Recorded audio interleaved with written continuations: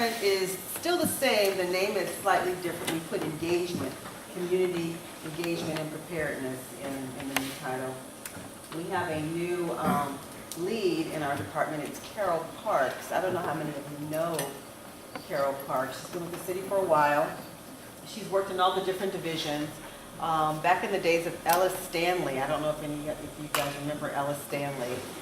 She worked in emergency preparedness, so she's back in rotation working with us as well. She's got some great ideas working with Aaron. One of the things that Carol wanted me to make sure that I told you two things. September, as you know, is National Preparedness Month, and the theme for the month is disasters don't plan ahead, but you can. And we can see that especially evident today with what's going on in Texas, which I've been kind of glued to the coverage because I have family that lives there. So I'm particularly concerned. It's taken quite a beating from the hurricane and the storms and the rain. So I'm just praying that our relatives are fine. And then secondly, you know, we've been promoting neighborhood preparedness.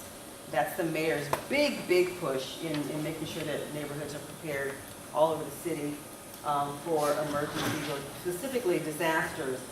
And the city, you probably know, went out to bid for a new preparedness template form. We had Jumpstart, we had 5 steps. So we've contracted with Span Disaster Services, and we're going to be creating a new emergency planning tool for neighborhoods. And what's cool about it is that it's going to have, you know, some of the features of the 5 Steps program that we like. It's going to have the simplicity of the Jumpstart program that we like. But what's really cool about it, it's going to have some of the usability and the proven results of the Map Your Neighborhood template. So combining all that together, we hope to have a really good product that is LA-centric, that meets the needs of Angelinos, and that gets neighborhoods really excited about neighborhood planning so that they can be more resilient in disasters. So we're really excited about that. We'll keep you updated as that moves along. As you know, we've got a heat advisory going on, so we're expecting really high temperatures this weekend. Cooling centers, the hours in the valley have been extended. This morning it was fairly comfortable here, but it's supposed to get really bad over the next 24 hours, so that we're hoping that people really hydrate and get ready to sustain some really high heat. But with that said, I just want to thank you again for choosing to give up your Saturday and come downtown to the EOC. And yes. Yeah. One thing I'd like to start distributing at my neighborhood council meetings are, you know, lists of things that people should gather in case of an emergency. Is there an official city list I could get some? I can get you some product. Great. In fact, I'll have that for you before the end. Is it on the Radio LA website? Yeah, we have a readyla.org website, which is going to be revised, but you know, the information there is still current. It's just a little dated, but we're working on that. I know we got to be the latest and greatest. This is LA, but I do have some family disaster checklists I can give you. Super. Thank you. Yes. Just a comment on his comment. It's time that we started putting together the whole presentation for neighborhood councils and neighborhood watch.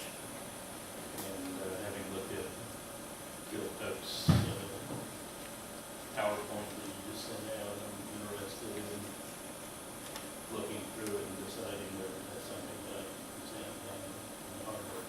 Because we've already started, but we're not doing very well in our start. So, All right. Okay. Lynn, turn back over to you. Thank you. Okay, not a whole lot new going on. Still working on the idea of getting some emergency containers deployed. There are certain things that I've been told that basically I may come up against a brick wall on, but hey, what the heck. I've got some other ideas. There's another program that's happening right now, and talking with Gracie, maybe there's some way we can partner with it because it doesn't cover the entire city, covers part of it, but when you get up into places, say like Chatsworth or up into Sunland Tahunga, I think it is Sunland Tahunga has one fire station for over 90,000 people. Maybe they could benefit or would benefit from our type of emergency container, but it really has to do with liability in the city and who has the key and this, that, and the other thing. So we are working towards it. One thing I've been told is don't even ask about getting something in any more fire stations. Apparently that's kind of a no-no right now. So we'd have to find other places where we could work with. But not giving up, working towards it. You might want to talk with your budget advocates if they come to your meetings. I have yet to see ours this year. I saw ours once last year. Maybe it'll improve at our neighborhood council meetings, but we could really use some increased staffing for emergency. I'm told, and I don't think this is a thing that's not public, that our CERT crew is down to one captain, 4 instructors, and a civilian. John, what did I have originally? 16 is what he said, something like that? Like 15 years ago, it was around there. Yeah, maybe yeah. 12 to 16, something like that. Yeah, 12 to 16, that many years ago. They're down to 4 instructors, and they're actually having to say no part of the time. So, yeah, I know, civilian, yeah, we've talked about that. Yeah, we talked about it. Who knows? I mean, you know. But if you talk to your budget advocates, tell them that some of these emergency services, even like EMD, which is way down, really need extra staff if we're going to have real concerns for emergency preparedness within the city of Los Angeles. I mean, everybody talks a really good game, and the further we get from things like Northridge, the less they seem to want to staff this kind of thing. So when they're working, that's one of the things that the budget advocates can bring up, can suggest. And there's a few ideas that and maybe we can sit down in advance so we can increase training and training schedules for things like CERT or emergency preparedness throughout the city. Just a thought. And I'm going to turn it over to Bill, because I haven't got anything more that's new and happening. The only reminder is come to the Congress. I know EMD will be at the Congress. We'll have an emergency preparedness workshop at the Congress. So I guess they're getting serious. And sign up for it. Yeah, what? Do you know the date of the Congress? Congress is the 9th of next month. And it is online. You can sign up for it. And by the way, good breakfast and good lunch. That is one thing they do serve. They serve good breakfast. Well, the egg could be cooked a little less. But it's hard to scramble eggs for everybody and keep them nice and running like I like them.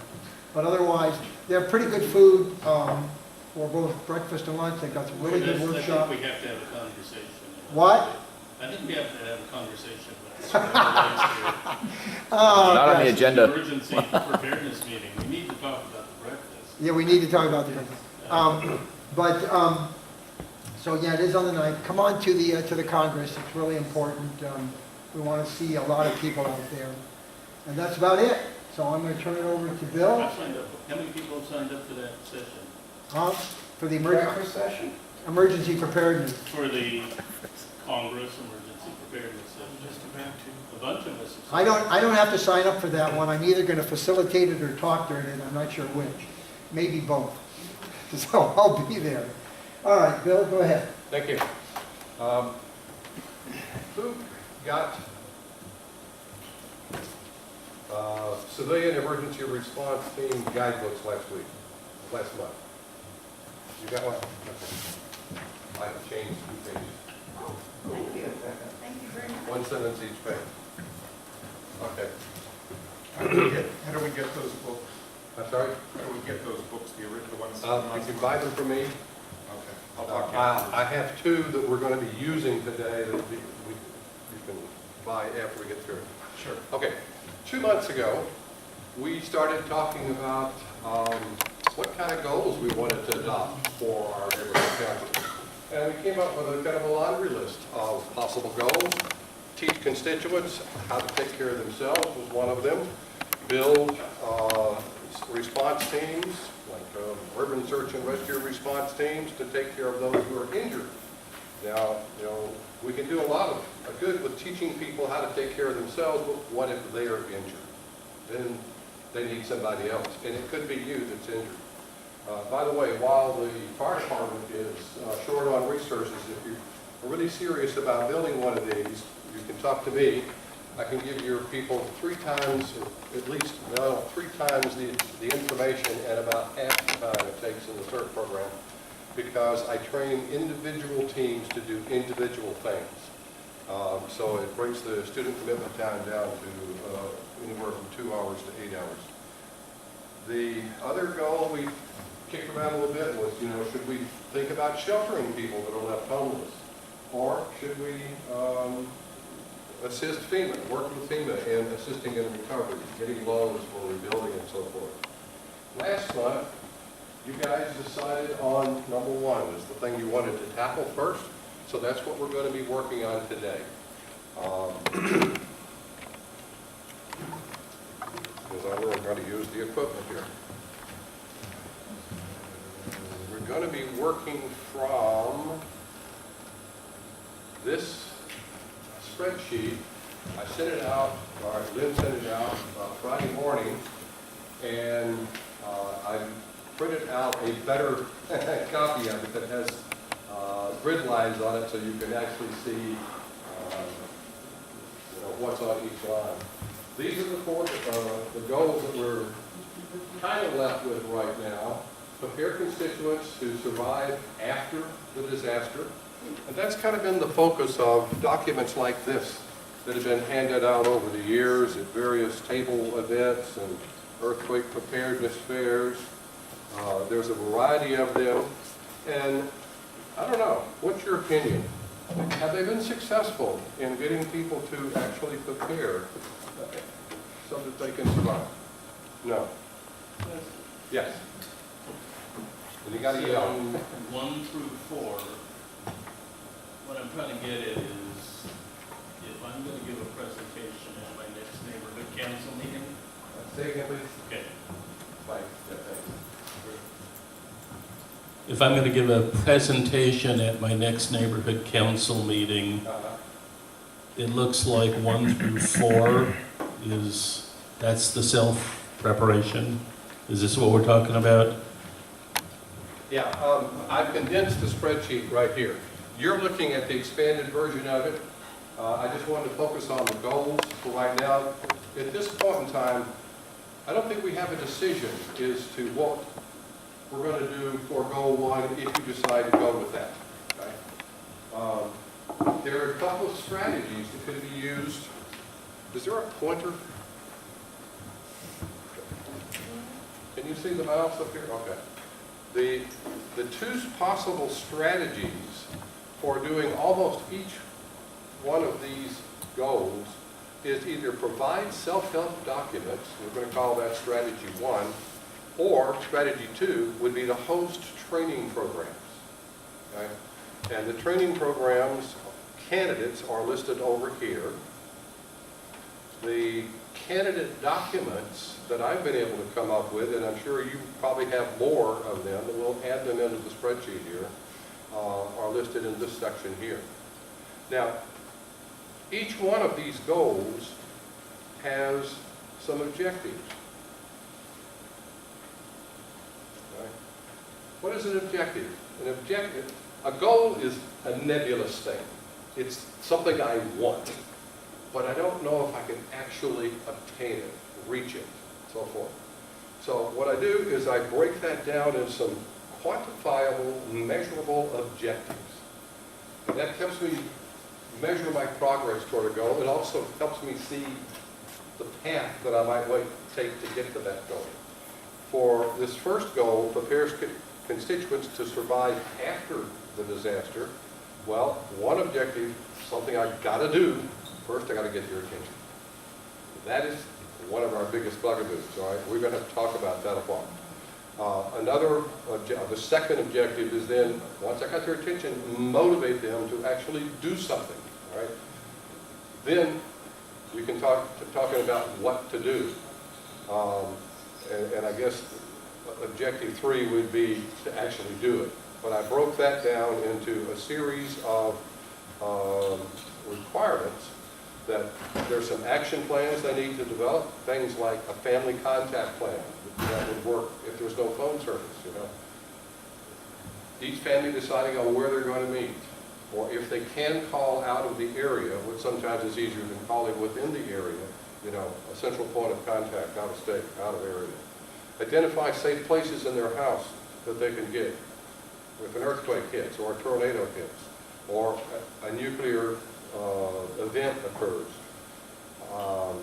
so forth and so on. Home evacuation plan, area evacuation plan. Then there are supplies that they need to stock, and that's what these documents have talked about over the years. You know, food, water, first aid, fire extinguishers, escape ladder, so forth. You live on a second floor, especially if you're in an apartment building.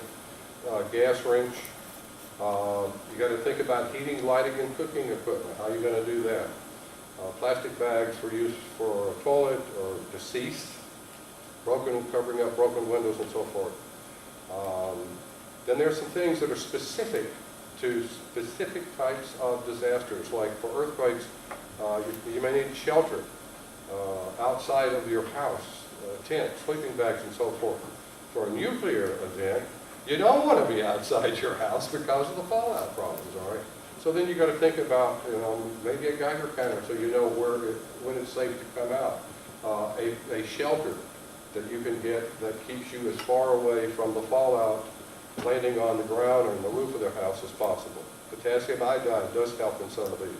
I've recently expanded one of my presentations, which is this one right here, Disaster Survival Seminar, to cover nuclear events because of the heat up between the rhetoric going on in our government and the North Korean government.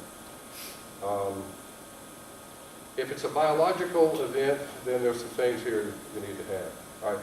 Why am I putting these down? This gives us a way to evaluate the possible tools that we're looking at so we can then pick the right tool, the best tool. All right. Which tool meets the most of the requirements in terms of information people need to have. Okay. So that's the way the spreadsheets work. Each one of these goals has a list of objectives, stepping stones to get to the goal, and each of the objectives usually has a bunch of things that, at least in my opinion, are required to say I've accomplished that objective. Okay. Goal 2 would be prepare constituents to save their own family. Right? Now, this is things like teaching them or them learning, one of the two, depending on which strategy you pick. And if you give out books, it's self-learning. If you want to host a class, then it's us teaching them what is basic life-saving intervention. What do you do for people that are burning, buried, bleeding, not breathing? Okay. How do you take, if a person is alive, how do you take care of their essential ABCs of life? The airway, opening that, breathing, teaching them rescue breathing. If the circulation system's not working, teaching them CPR. Okay. When you're teaching people to take care of themselves in their own home, you can teach them CPR because they will do that on family members, even though there's only a 2 to 6% chance that it will ever be successful. But if it's a family member, you're going to try. All right. And there's a bunch of other requirements. So let me just go ahead and open that one.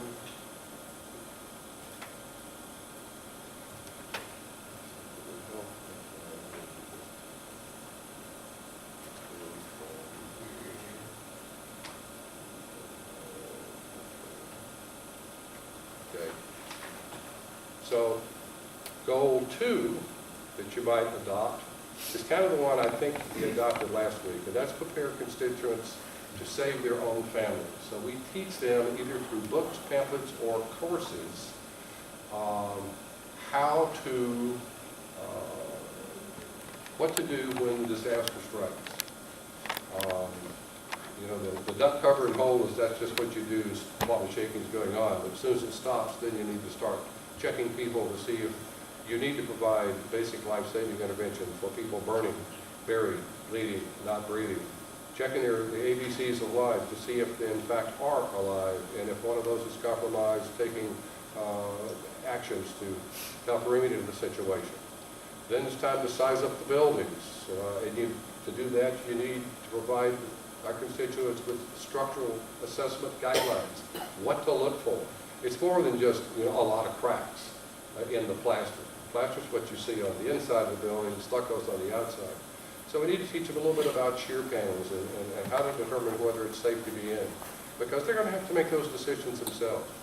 Okay, teaching them about utility management, how to detect spinal injury or major skeletal injuries, and how to mobilize those if they need to drag a person out of the building before it collapses.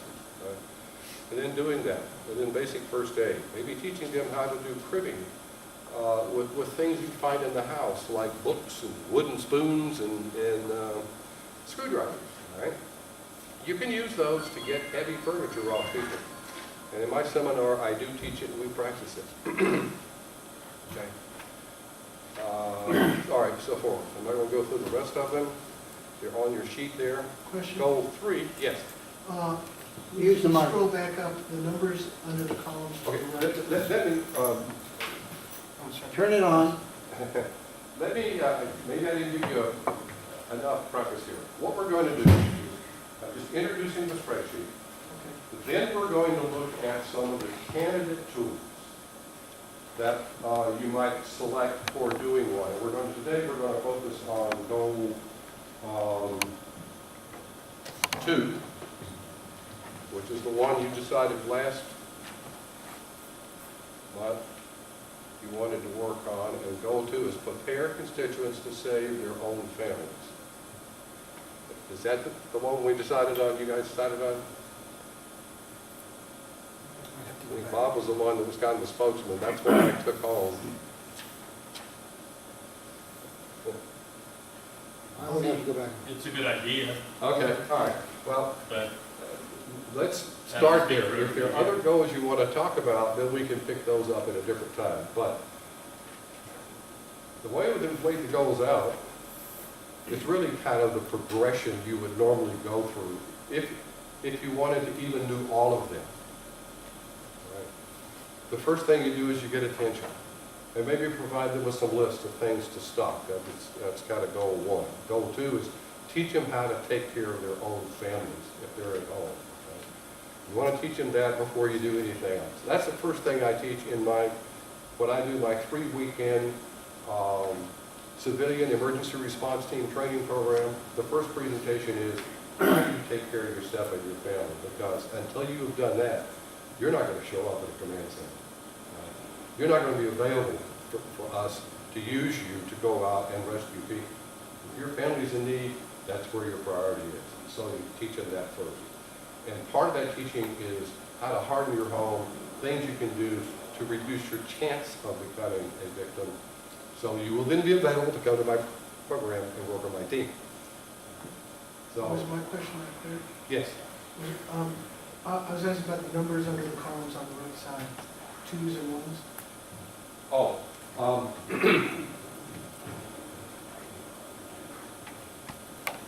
this is my evaluation of the programs that I am most familiar with.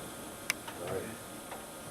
The 2 means, they're right up here at the top, if the program provides training on this particular subject, how to build a plan to contact your family without phones, it would get a 1. It would get 1 point. If the training program provides them with a quick reference guide that they take home,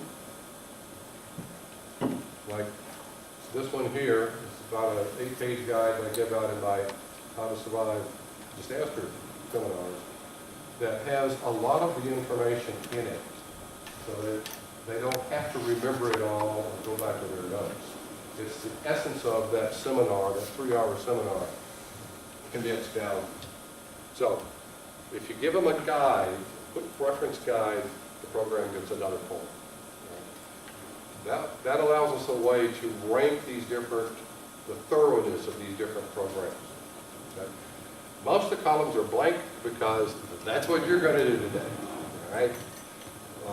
Those that are really familiar with the CERT program, I want you to evaluate it. Those that are familiar with the Map Your Neighborhood program, I want you to evaluate it.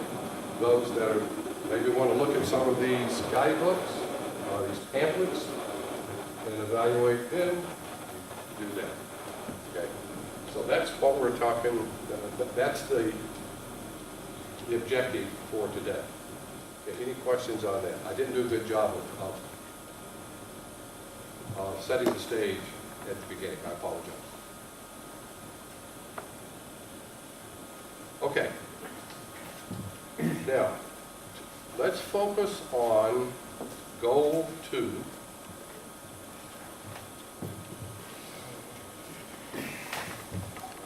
But actually, we're going to focus on goal 1 and 2. Because you can see that there is a lot of things in goal 1 that need to be done. You really kind of need to do both of those goals, adopt both of those goals together and consider them as one. Now, here's some possible tools, and here's some possible tools. We're going to look at this one right here, the fire department's disaster awareness class, and my disaster survival seminar today. And then I've got a couple of charts on the Map Your Neighborhood program. And that's about as far as we're going to get. Okay. So as we go through these, I want you to, I'm not going to give the presentation because this is 3 hours long. My the disaster survival seminar is 3 hours long. So we're going to just quickly, or maybe slowly flip through these for you to get a feel for what's there. Okay? And as you see something, maybe try to keep your checklist in front of you and then make a check mark on it. You know, yes, that one's covered. That presentation covers this topic. Okay? Think we can do that? What we could do is we could go through this and then break into groups, and some group that wants to tackle this one can go through it more slowly.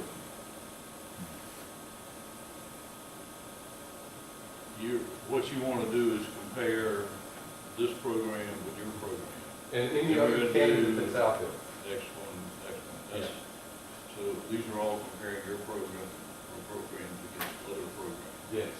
Yeah. That's interesting. Is your CERT program recognized by local CERT authority? It's recognized, but it's not Endorsed. LA doesn't Endorsed. recognize anything Yes. but their own. right. That's Yeah, bottom yeah. line. There you go. It's well said. Yeah. The fire department, rank and file members love what I'm doing, but politically they can't support it.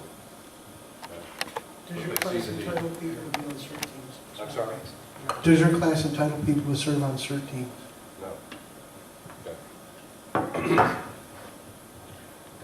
My class is at the Red Cross Emergency Medical Responder level. It's about 3 levels above it. But they won't let any of the people who attend my training go to their refresher drills. Yes. From my understanding, you're looking at all these different products, different courses. We're trying to make one by utilizing everything else because, as we said before, everyone is proprietary, want their own thing. We want to try and figure out what's going to be the best by using everyone's different information. Is that correct? Yeah. Thank you. And you might choose a different one for your particular neighborhood council. This is just a way to investigate what's out there, So you realize you don't have to reinvent the wheel, and then come to some decision about, well, what do I want to use in my neighborhood council? That's all it is. Thank you. Okay, let's look at the fire department's course.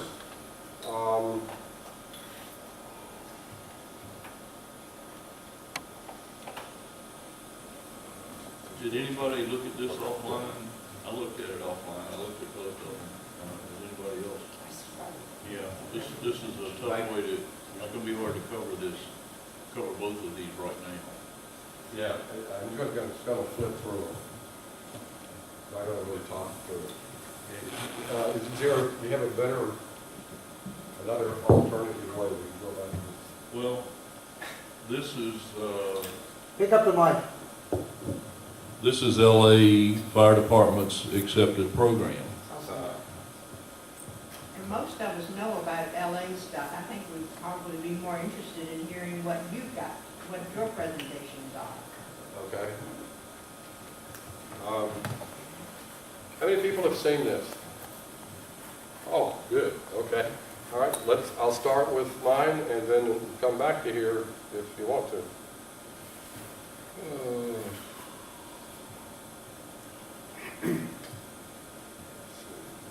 Okay, the reason we like the mics is we're certain to get it on the video and on the recording. Okay. Okay. Mine's not as pretty as theirs because it's not professionally done.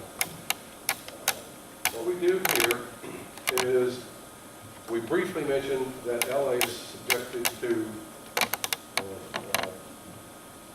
can be impacted by any of those particular types of disasters. Well, we're going to focus on the first three today. The others are pretty much area specific, like if you don't live near the coast, you're not going to be affected by tsunamis. If you don't live near the mountains, you're probably not going to be affected by landslides and that stuff. Everybody's going to be affected by civil unrest, and that actually is one of the things we will talk about in a little bit. Okay, let's talk about earthquakes. I show at this point the video that I showed 2 months ago. That was a 3-minute, 20-second worth of shaking at about the level of damage that we could expect here in Los Angeles, 50 miles away from San Andreas.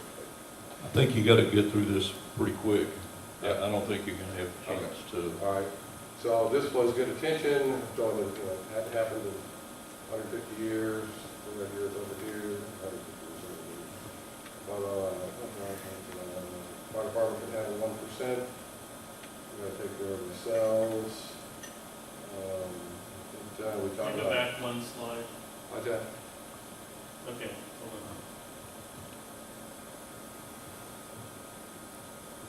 Okay, so that's the schedule or the syllabus. Yeah. If I'm going to talk to my neighborhood council, Somebody hand him a mic. Mike. I gotta make it. I'm just getting through this. When I looked at this, the stuff that you sent out, I guess Lynn sent out, this looked like a pretty thorough syllabus for maybe a 40-minute talk to a neighborhood council, just to acquaint them with the kind of things they ought to be thinking about. That one page. Yeah, there's a lot of stuff. I mean, you're not going to be teaching rescue carries at your local neighborhood council meeting on the first night. Yeah, this program is designed to teach constituents to take care of themselves. This is not a program for you to use to go sell your neighborhood council on letting you go set up a program to teach constituents. So there's a step. I think one of the things we've kind of miscommunicated on is that some people are just thinking about, you're supposed to produce a plan to go convince a neighborhood council that they need an emergency committee.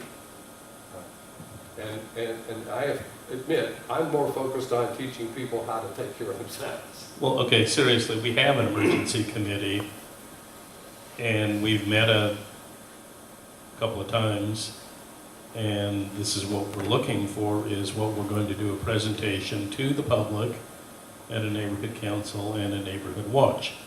And it strikes me we can't teach them everything or even very much but we can acquaint them with, and I keep telling them, stockpile water. That's the first message, and then we go from there. And that's what I'm looking for, is what's the going from there part. Okay, that's what this is all about. So let me flip through it. Bill, I have a question. Okay, we talked about Bill? hardening your home. Bill, I got a quick question. Yeah. On that last slide, where it says harden your home, I missed what that is. Yeah, I'm going to get to it. I knew that, I was testing. Okay. This is hardening your home, right? We can talk about things they can do if they have a crumble wall. Part of hardening your home. Things you can do if you have chimneys, because they're a major source of damage. Those are fake chimneys over there. Securing things that could fall or topple over on you. How do you do that? Specifically, how do you do that to make sure you're going into wood, not into drywall? Securing furniture that you don't want to put straps on the top of. Removing things that could fly off and hit you.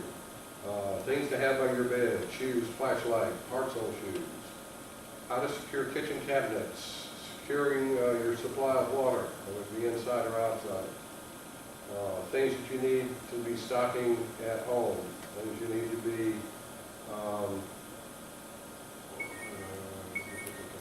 shelf life, considering shelf life. You know, the top is rotating every 6 months, the bottom is long-term supplies. The best long-term is the water barrel. You need to have a subset of that in your cars. All right. How about lighting? Various tools, what I think are the best sources of lighting and heating. You can't use propane in a house. So your propane cooking has to be done outside. Okay? Talk about preparations, talk about how to survive. Basic survival. Duct cover and all, we're going to talk about that. But now we're getting to some stuff that has not really been covered. There's a limited amount of time that you have to save a life, and it's about 2 to 4 minutes if a person is bleeding rapidly, not breathing, burning, or buried. And at the same time you're worried about that, you've got to worry about, is this building about to come down on top of us? So what is the best order and sequence in which to do these kinds of checks, take care of it? I have put that in a procedure form. A lot of my work is an attempt to get to an easy-to-remember procedure. And the one that I use that permeates this whole 3-hour session is basics. When the shit hits the fan, you go back to the basics. The basics is providing basic life-saving intervention for those people buried, burning, bleeding, not breathing. If they're not responding to you, you need to check their ABCs to see if they're alive. And if one of those ABCs is not functioning, airway, breathing, or circulation, take care of that at that point in time. Then, S, size up the building. See what's going on. If you smell, see something out of the ordinary, smell smokes, or gas, see X cracks in the wall, then you want to shut off the utilities and shout out the people and suppress the fires. The S also stands for sizing up the victims when you come back inside, for spinal injuries and skeletal injuries that need to be immobilized before you drag them out of the building, all right? This is stuff you're doing on your own. There's a medical reason for doing each one of these things. All right, the I is for immobilizing the injuries if you have to evacuate because you don't want to cause internal bleeding as you move limbs around, dragging people out. The C is for carrying the immobile out. The S has been searching for the missing and reporting their status to the out-of-town contact. Now it's time to do first aid. So that permeates this whole thing. And I go through each one of these and we practice things like, okay, your partner is now bleeding severely from an arm. Make a tourniquet out of what's on your body right now. Do it. All right? And people are, huh. You got a belt on? You got a strap on? You got a jacket? You got a long sleeve shirt on it? All right. Take it off and use it like that. All right. This is after we have demonstrated how to make a tourniquet. So we break up the program with hands-on practice as we're going through it, which saves us from having to take a break because you get out and exercise a little bit, and it also sets it in the memory. One of the things I learned when I was teaching at IBM's Executive Briefing Center is it takes hearing something 6 times before it sticks, or doing it twice. So I try to make people do things because it sticks much better. And they get to take home a guide. So even though I cover a heck of a lot of material in 3 hours, they're sent home with a handy guide. Okay. I'm not going to go through the rest of this. It's examples of things we talk about, how to make tourniquets. If they're not breathing, how do you know? One, and if you find out they're not, how do you open their airway? We stress jaw thrust, once you got the airway open, you got to keep it open, because if they're unconscious, it's going to just close up again. So we teach them and practice the Haynes position. I use the UK Haynes, not the Red Cross recovery position. It doesn't work. Okay. Sizing up the building, you want to do it both inside and outside. If you smell stuff, don't do any of this. When you go outside, do the lap around. If you see things like this, it's time to leave. It's tilting or just broken windows and potatoes. All right. How do you shut off utilities? You want to do it in alphabetical order. There's a reason for that. We're going to do it now. How do you suppress fires? Cover that. So, sizing up the building is, again, the 3 S's. If you smell or see, shut off, shout out, and suppress. And as we're going through the program, we say, now, what does S stand for? And we go through it enough so by the time they leave, they can recite much of this basics procedure. It's all on one page in the handout.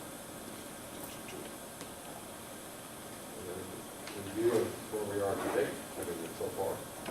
And then we go into, you have to evacuate, you want to immobilize the patient fractures so you don't cause a total bleed. You can't do anything about it, and carry them out. How do you do immobilization? We're not talking spinning here, we're just talking immobilization. Various carries that you can use to get people out of a place if it's coming down on top of you. 1 person carries, 2 person carries, 3 person carries. You have to remove debris or have to find people. How do you do that? Then you want to take care of shutting off the water, save your thing. There's an family emergency plan that's in the back of the handout. Fill that out. I'll get them started on that. So then there's the basics. Okay? Then you need to know some first aid. And go through, highlight these, but there's a nice print sheet in the handout that gives you a one page on how to find the problem, 1 page of what you do about it once you find it. We practice a little bit of this. Mainly the thing I practice is the carries. I teach them how to put a person in the Haynes position, and they do it on their apartment. How do you get a person from the Haynes position into a blanket so you can use a blanket drag to get them out? We practice that.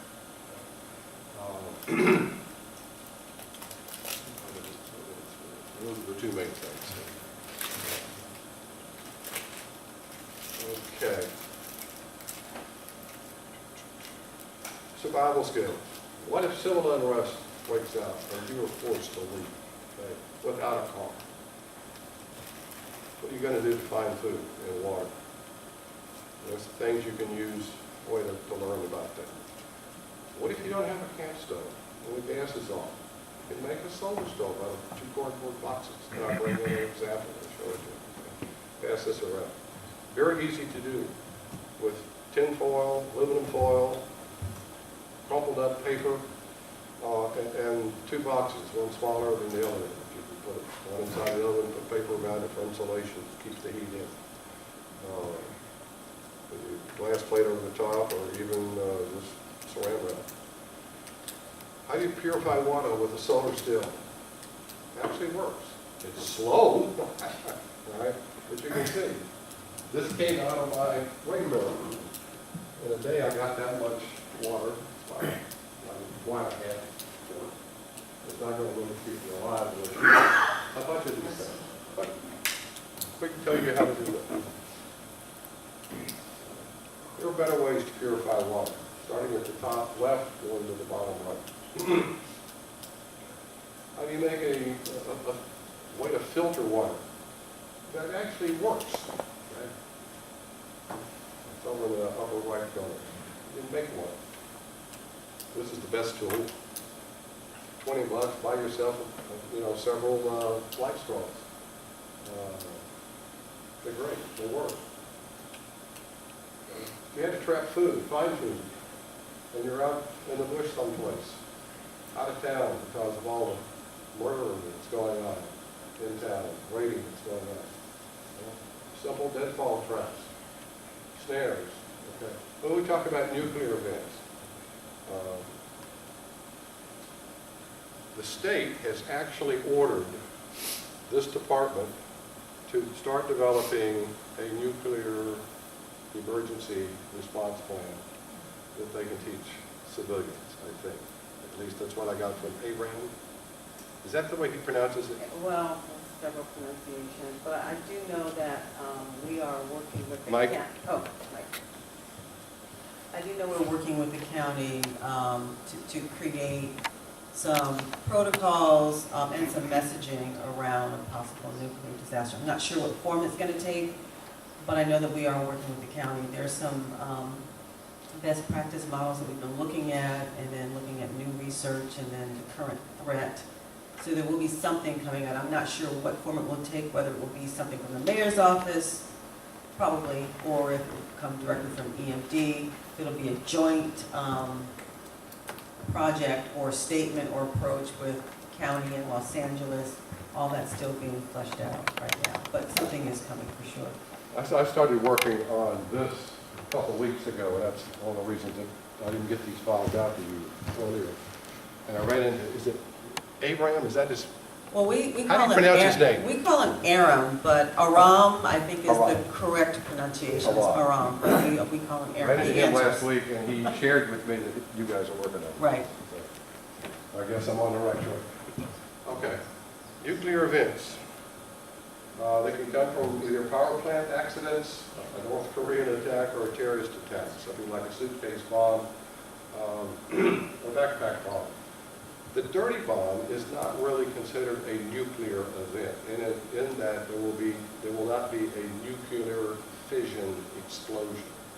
A dirty bomb is just the scattering of radioactive materials, like from dentists' offices and medical offices, out with a conventional explosive just to contaminate an area, so you can't go into it. So, but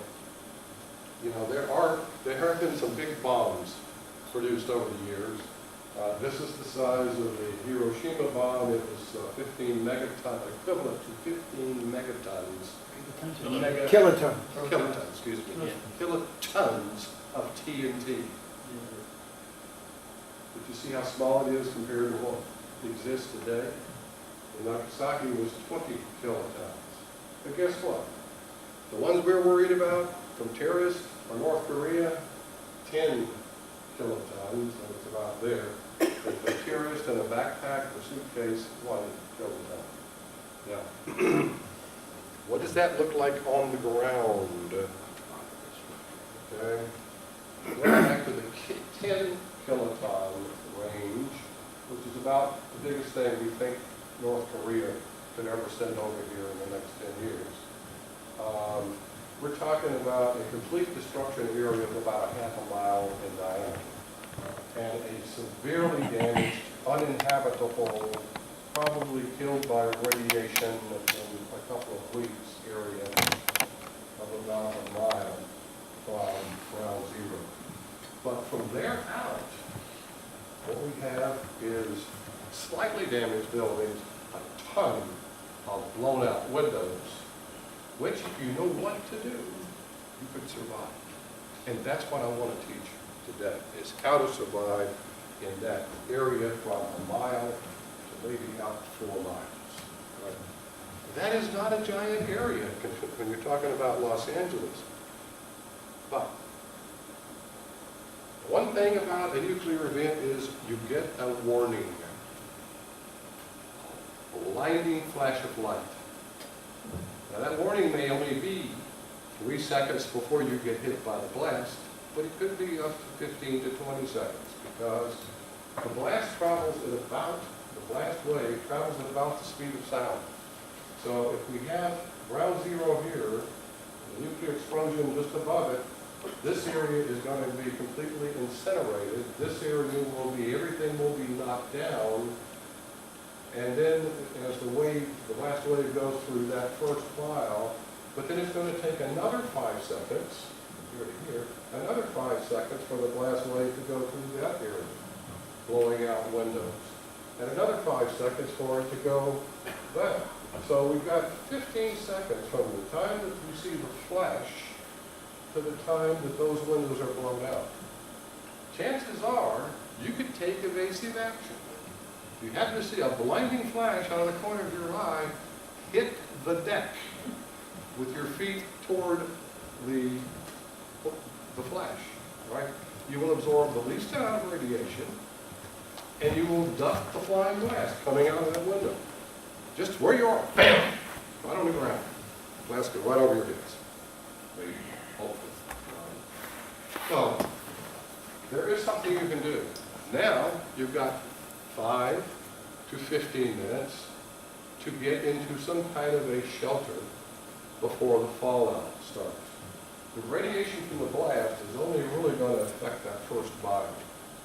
The radiation that is probably going to affect the majority of people is that which is tied up in the stuff that falls out of the sky.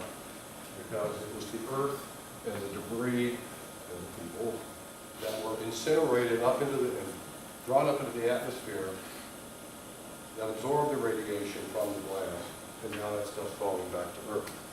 So, anybody know where a fallout shelter is? Downstairs? Downstairs, that's right. Okay, I'll meet you all here. Yeah, right. You got 5 minutes to get here from, how many people can get here in 5 minutes? Ah, lucky devil. All right. What if you can't? As it turns out, the majority of LA is not going to be affected by that at all. If this represents the area of incineration, and this the area of pretty much complete severe damage, and this the area of blown out glass, it actually should be bigger than this a little bit. The fallout area is that section there, moving toward downtown Los Angeles. But if the winds are their normal out of 210, sailors know what I'm talking about, the winds will carry the fallout toward downtown LA, but this will die in glory and this will die in glory. But if you see the flash, you don't really know where it's coming from and which way the winds are blowing. So the safest thing to do is to get as far away from a surface that could collect fallout debris as possible. If nothing else, in your house. But let's look at some of the rare places you might want to try to get to if you have time. You got 5 to 10, 15 minutes, right? This chart, I think this is quick cleanup, is what's some of my own stuff. Tells you the number of protection factors you have in each of these different locations. A protection factor cuts radiation in half. So in a wood frame house, you get a 2 to 3 protection factors. So if you've got radiation at 1,000, I want to use the term rad, so it's an old term, 1,000 rads and 450 rads will kill you if it's a one-time dose. You're not going to be protected in a house at this level. But the radiation, you can be impacted by radiation either through a large one-time dose or an accumulation of small doses. If you're not in the blast area, you're not going to be impacted by the one-time large dose. You will be then subject to an accumulation from small doses from the fallout. If you have a basement, what you want to do is you want to move away from where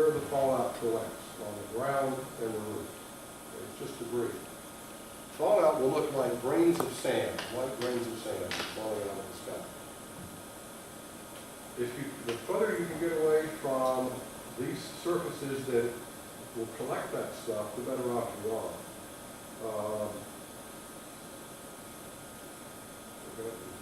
You get a protection factor for every 3 inches, 3.5 inches of dirt. You get a protection factor for every 3 inches of concrete. So if you're down here in a basement, you've got concrete walls plus dirt, so you get a protection factor of 10 and you're pretty well safe. Right? And anything that North Korea can throw at us, you're going to be safe at 10. If you happen to live in a high-rise 4-story apartment, the best place to be is in the center, because that's the farthest away from the roof and the farthest away from the ground, if you can't get to a basement. If you can get to a parking structure underground, you're golden, man. It's like, you can even probably sustain something from Russia. So anyway, these are the ratings of various places that people could go. But what if you can't get to any one of those? You can actually create one under your house, yes. Quick question. How long does the fallout last generally? The fallout that will damage us will all pretty well come out of the sky in 24 hours. But then it will last on the ground for months.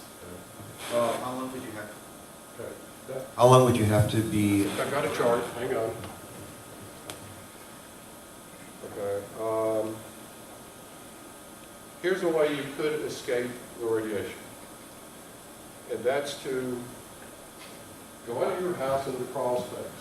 Most crawl spaces under a house are slightly lower than the elevation of the ground outside.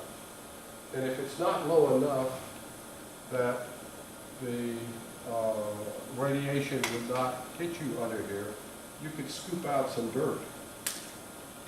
Behind, let's say, you find an interior foundation wall that's concrete. You put this 6 or 8 inch wall plus this 6 inch wall together, you've got 12 to 14 inches of concrete, and you're pretty well shielded.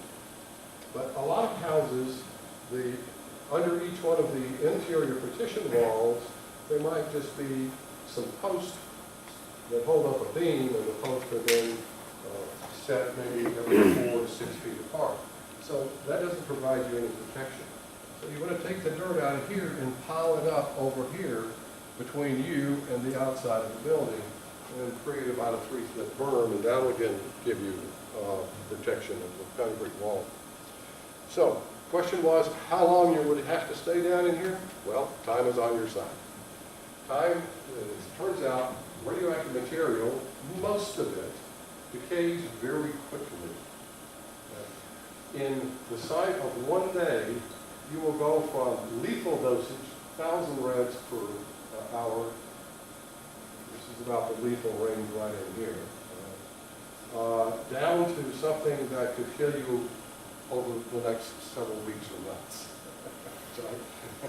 So it's still too early to go outside after a day. As it turns out, in this hypothetical example, which is based on information that I got from Nuclear War Survival Skills by recent Kearney, who works at Oak Ridge National Atomic Laboratory, and the planning guidance for response to a nuclear disaster, which is from the National Security Staff Interagency Policy Coordination Subcommittee of the President. You might have to stay in kind of a worst-case situation in your underground fallout shelter for 2 weeks.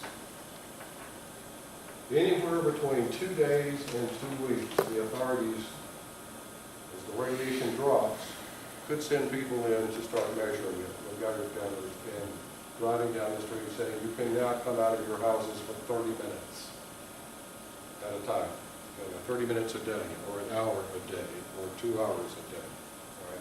But in the sight of about a month or 48 days, even this severe radiation drops to 1/4 rad per hour, which is equal to 6 rads per day. It's actually Röntgens per day. That is considered acceptable for a several-month period of time. As that several month ends, the radiation will be even less. So that's kind of the name of that game. The takeaway is, you see the flash? Yes, go ahead. Another question. If you have radiation there, can you take a hose and wash it down, get it away from your house or Yes. off your roof? And Yes. how much would that lower your risk? Just send it to your neighbors. Yep. Remember, it's about protecting yourself. Okay, that's on this chart right here. Even during this severe period, after day 1, which would expose you within minutes, the lethal dose, right? Then you can start making forays into your house to get supplies. Just don't spend much time in it. And even in this period of time, the radiation has dropped such that you could make brief trips outside to wash it off your roof, and wash off the ground right next to your foundation. Kind of washing the stuff down in the ground helps because radiation goes to line of sight. And if there's a dirt particle in front of a gamma ray, it can kind of slow it down. So, good question. Okay. The takeaway thing to remember is this: on flash, drop and cover. Then find the best shelter that you can get to within 5 to 15 minutes. Leave the contaminated clothes outside. Get in, stay in, and tune in. Listen for the authorities' statements. We talk a little bit about biological hazards and what is shelter in place. How do you go about doing that? And we talk about if you want to follow on training, then there are 2 programs available, and why you'd want them. What I cover in my civilian emergency response team. Okay, that's Excuse it. me. How do you, what was my question? There's an EMP effect. Yes. How do we tune in? You'll answer that, I guess. Yeah, I do talk about that in the seminar.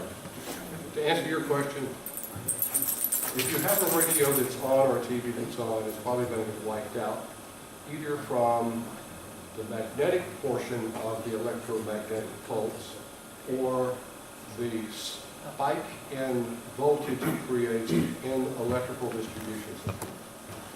If your radio is off and under the house, it might survive. Okay? That's why I'm actually going to buy a Geiger counter.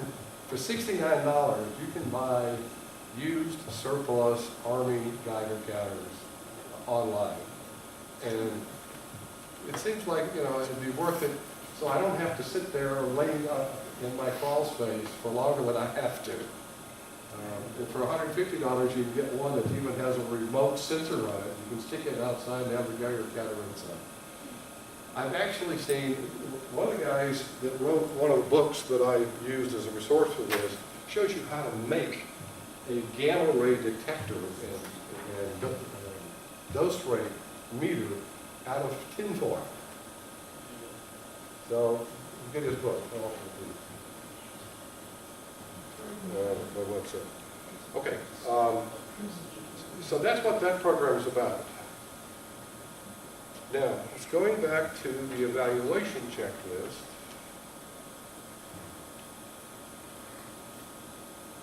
What I would like for you to do is, I'll leave the presentations up here. I'd like for you to go through and rank the programs that you know about. Okay? Everybody said, most people in here said you had seen the disaster awareness class presentation by the fire department. Okay? What I got of that is, it is appropriately named. It will get your attention, make you aware that we have disasters, but it doesn't tell you how to survive it.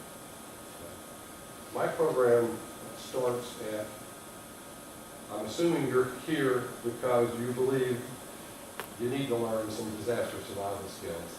So let me just spend all my time doing that. So that's what mine's about, procedure. Drilling into you a procedure that you can hopefully remember because you're not going to have time to go look at the book. Okay. So that's what my disaster survival program is all about. It's about the same length. For those that know CERT and have been to a CERT training program recently, or been to a refresher recently, I'd like you to evaluate the CERT program, because I'm not sure what they're teaching. So, who would like to work on maybe going back through the fire department's presentation, disaster awareness class, or the disaster survival class, and ranking those? You guys, I ain't doing all the work. Question. Let's give the alternates. Who wants to focus on goal 2, which is teaching people how to survive? 1, okay. If you guys move over here. Okay. I want you here so you can have the screen. How many people? I just had, Yeah. listening to your presentation and seeing that most of this, done some of this stuff, I would just say, forget what you're doing here, it's just accept everything, everybody here, accept everything you've done in the past, and we'll go from there. The wrecking field.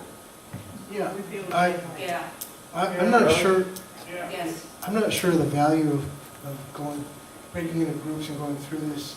I mean, I understand that you're representing your program, and it looks like it's probably a great program. My only issue with it is that it doesn't dovetail with what my neighborhood council would want, because it's not compatible, these people can't get onto CERT teams. Do you want them on a CERT team, or you want them to do something more than what CERT does? Well, it's not a question of doing more or less, it's that they can't work in conjunction with the rest of the people who are doing this. They have to work individually. Why? Because they're not CERT trained. What city are you from? Los Angeles. I think you're working Sounds funny. under the assumption that if you've gone to the CERT program, the fire department will recognize you and enlist your help. Is that kind of true? Well, to be on a CERT call-out list, you have to be CERT trained. Yes, CERT call-out is entirely different from CERT basic level. Yep. There are several weekends of additional training. Right. on CERT. But I don't see, I mean, going through anything else, it doesn't seem that you can work in conjunction with other people who are doing the same thing. Those of you who are real familiar with CERT, I think what you're trying to say, if I'm understanding, is talking about a call out if there is a significant disaster like a train wreck or there's a major fire and helping out with that. Well, an earthquake, you're going to be on your own and you really can't do anything. And the CERT training is going to help you with your neighborhood because a lot of the fire department is going to try going to the hospital and helping as many people as they possibly can, if I'm not mistaken. And I think what Bill is trying to say is we need to help ourselves first and get your own neighborhood, your house, again, with what Ben teaches and map your neighborhood. And I think it's more important to understand what to do for yourself and help out your community and yourself. I think that's all well and good, but if there isn't any reason that you can't do both, why not do both? If I'm correct, we need to help ourselves first and get ourselves taken care of, making sure, and I know that you know a lot more about this, but again, we want to make sure we help ourselves and then get our community. I think there's, what I'm sensing is a confusion between, what we're trying to do here, what's trying to be accomplished. I think we've gotten way far from what our original goal was, which is try to determine how we can help the neighborhood councils engage their constituents in what they want to do. We've learned a lot of good stuff here about nuclear radiation, But that's not going to help you teach your neighborhood councils to get involved in disaster preparedness. It's fun to listen to, it's great. Am I going to dig a hole under my house? Probably not right away. But the CERT program is kind of like two parts. One is it's community emergency response team. It doesn't say fire department, it says community. It's your own self, it's your own neighborhood. Call-on team is something totally different.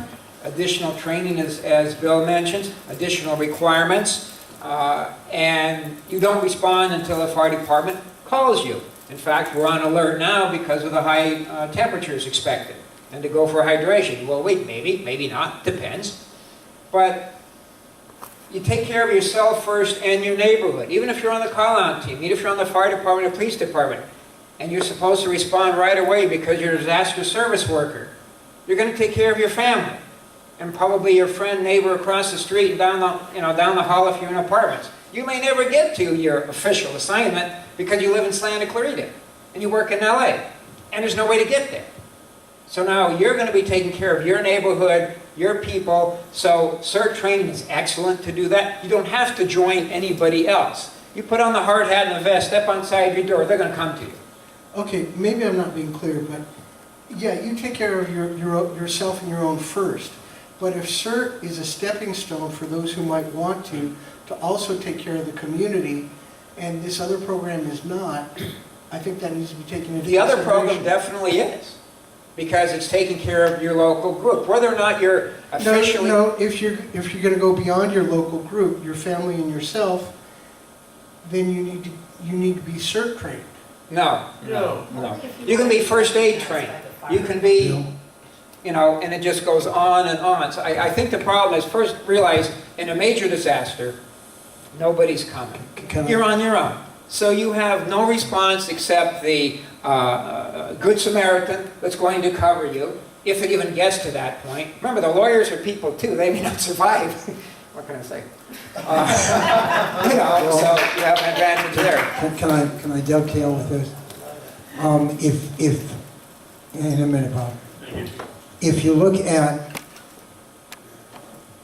and it'll be coming out, the program that EMD is working on, or if you've already done Map Your Neighborhood. If you're individual trained, and your neighbors are aware of individual training, they've done it too because you've worked together, then you will be taking care of your neighborhood while you're doing things. If you're CERT trained, like Bill says, not the level 1 that I've taken, but the advanced training, then at some point you may be on a call-out team, which means that after you've taken care of, you're shaking your head, after you've taken care of your immediate needs, you may then go out beyond your immediate community. So there's benefit to both, okay? There's benefit to both. And some people will say, I will go out beyond my immediate community, which could be a single block or 2 blocks long.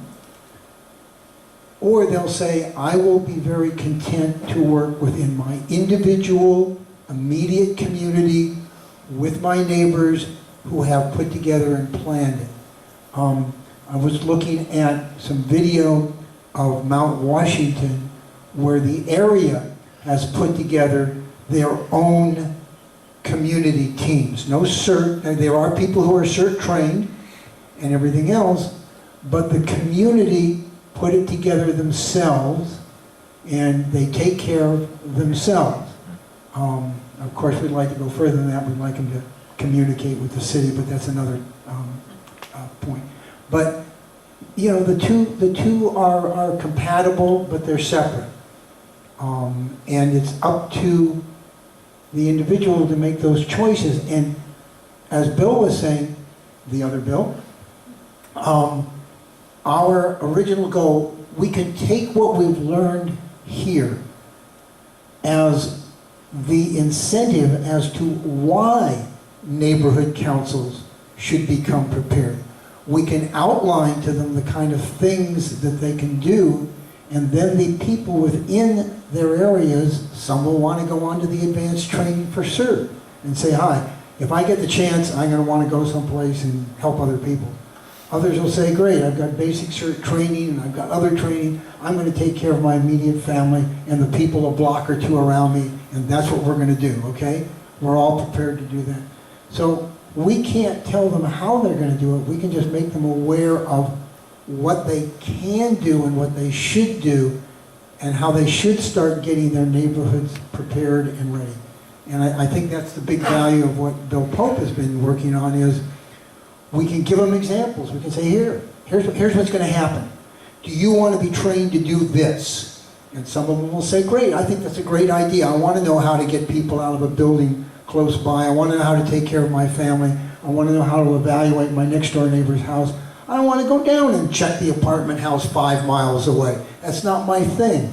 I don't want to go out where there's tools and grab them and, you know, go help people up in Sunland, Tahunga, because we've got chainsaws and such so we can open roads. That's not my thing.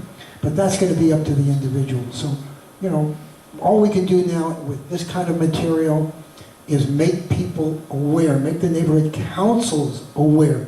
Here's what you can do. What you do is up to yourselves.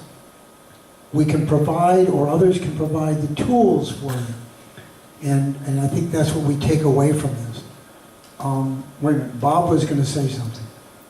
Are you going to say something, Bob? Yeah. I came... Senior moment.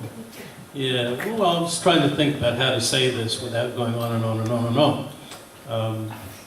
Which starts with the lecture that I heard by Lucy Jones. Most of us heard something like that, right?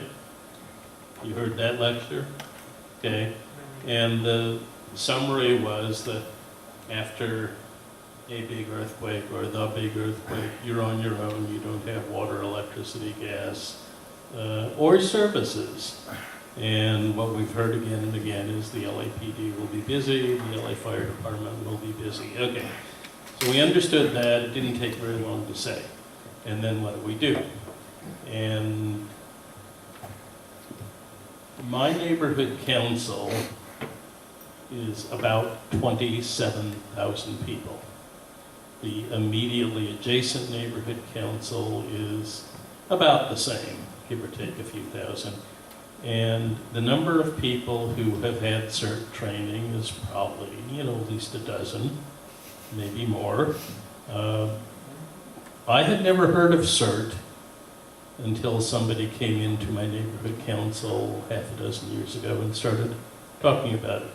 So I'm going to extrapolate on the base of my experience that most of the people, 26,500, have never heard of CERT, whatever CERT is. And I'm also going to go on the working assumption that CERT training is effectively dead at the moment because they don't have trainers. You said they have 4 trainers. Well, that's 1 trainer for every 1 million people in the city of Los Angeles. So the intent that I brought to this was that we will have some kind of survival training right at our neighborhood council and potentially using the neighborhood watch groups. And so we went ahead, and this is the rest of the lecture. We took our public safety committee and made it into something called emergency preparedness in public safety. And a number of people, when they saw the name change, said, well, that's interesting. And I got a list of people here who joined the committee and wrote down their email addresses and so on. And we now have a functional committee, and we have the option now of presenting some sort of safety, public safety, personal survival at each neighborhood council meeting. So here's what I can get away with. I can get away with 10 or 15 minutes every single month to what's essentially a captive audience. And we also bring in local high school kids who get credit. They apparently have to do some sort of public service. And we can get to people that way, and eventually they will start talking to their neighbors. So that's what we can do. Now, it's not perfect. It's a long, long ways from perfect, but at least we could start talking about, I think the two things are supplies and hardening your home, which to me means don't leave heavy centrifuge rotors up on a shelf where they could fall on you. Okay, and that sort of thing. So that's why I'm here today and last month and the month before is I've already started this, and I've been talking to 3 neighborhood councils and the regional group, and the first message I sent was, okay, hey, get some water, stockpile some water. Next time you go to the market, buy some more water, because that's where I knew to start. And after that, well, what I came today to figure out was the PowerPoint that I received from Len, 2-3 days ago, that was about 27 slides. Friday morning. What? Friday morning. Friday morning, okay. You have that up there, that PowerPoint? It looked pretty good to me, and what I want to know is that what I can do at my neighborhood council?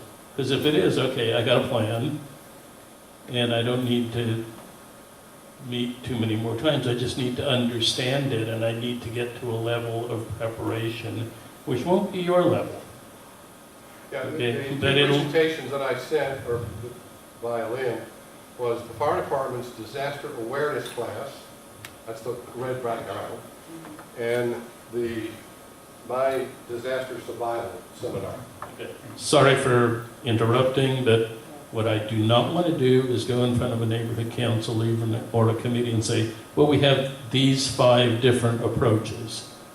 The idea is to have an approach and use it. May I interrupt you for a second? Yeah.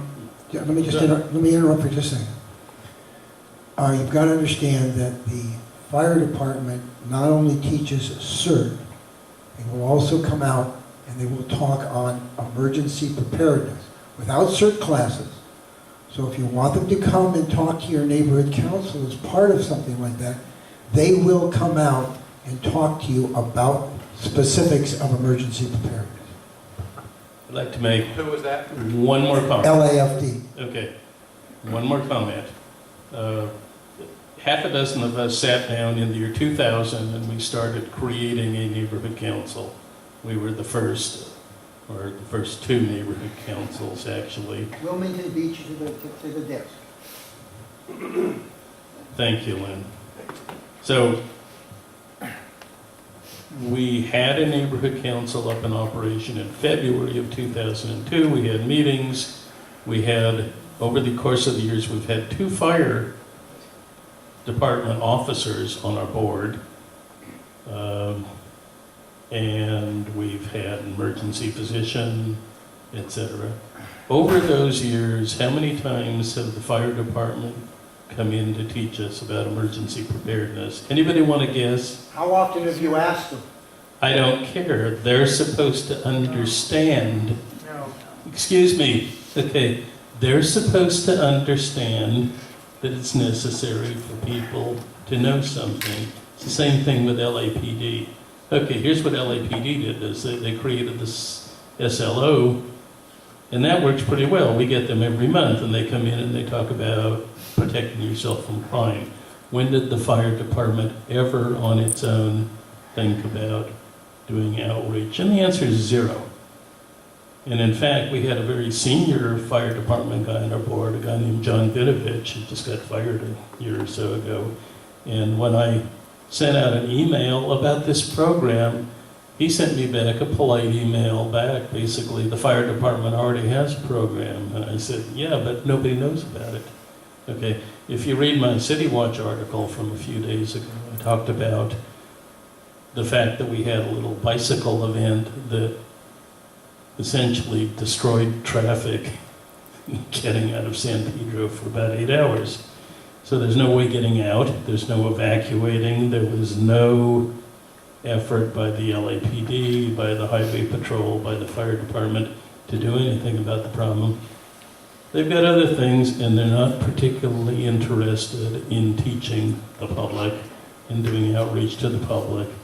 And this is the final point, that this is our function with the neighborhood council, not only to get people interested, but to develop the political influence to get the city interested in doing that outreach, and to get the city interested in financing what's going on. We are political organizations, and 96 neighborhood councils would have the clout acting together to get the funding for this building increased to where it ought to be.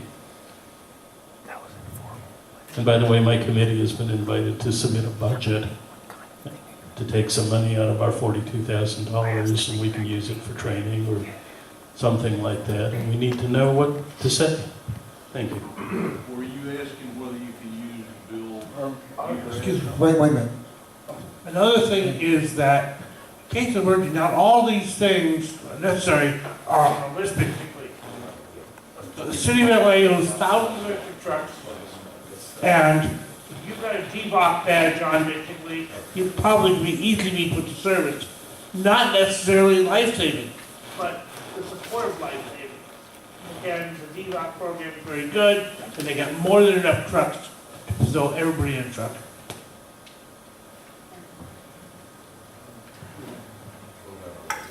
I just want to add to, I know, is it Ben back there? Is it- Bob was asking, was saying that he is looking for a presentation that he can, is it on? Can you hear me?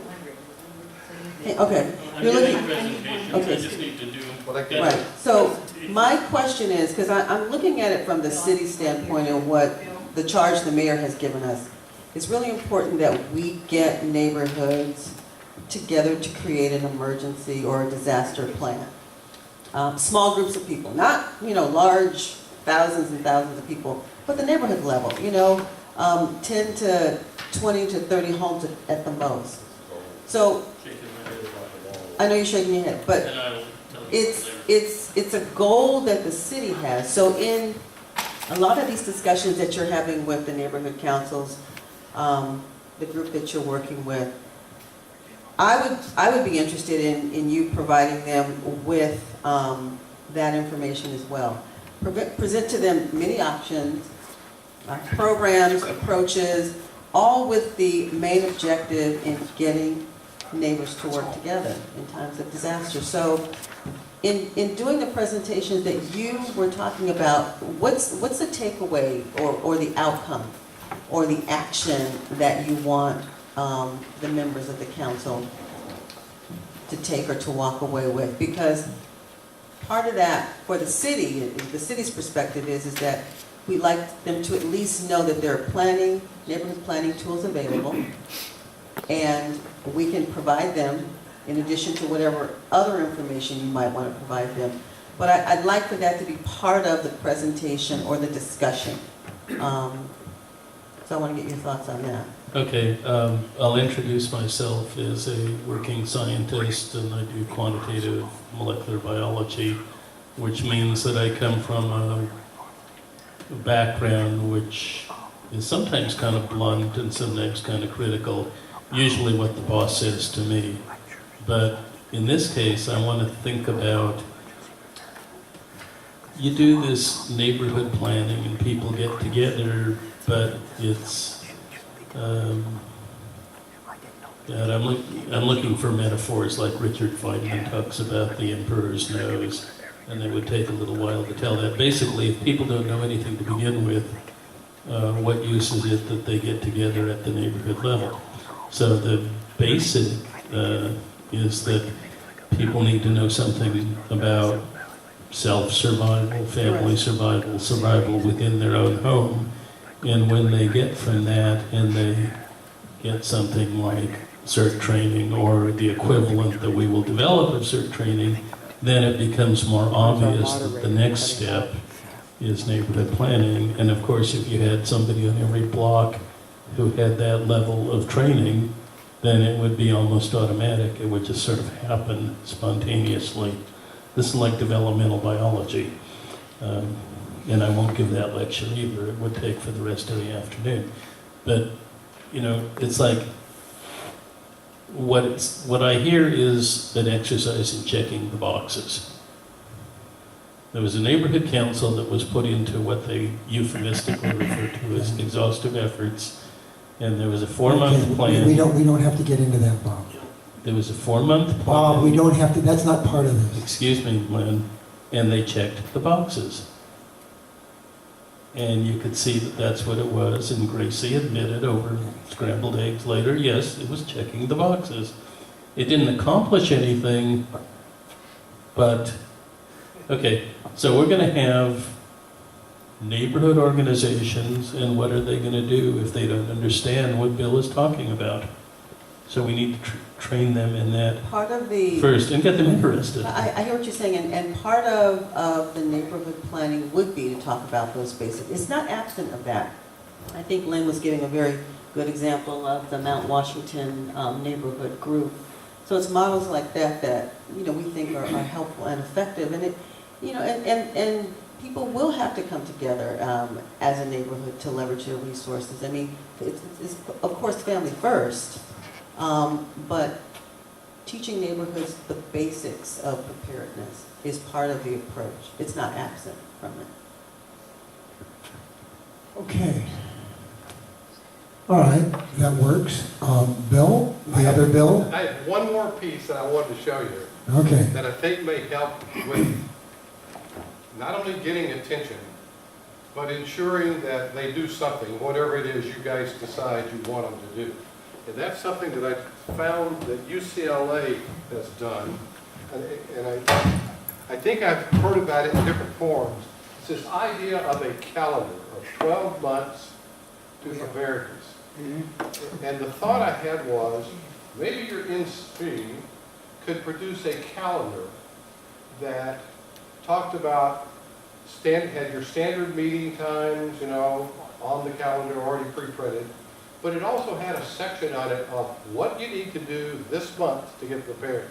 And I think Bill Hopkins has done something like this in your neighborhood, because I see when you send out your announcements, is this month we're going to do this, you know, and it's always a can of this or something, right?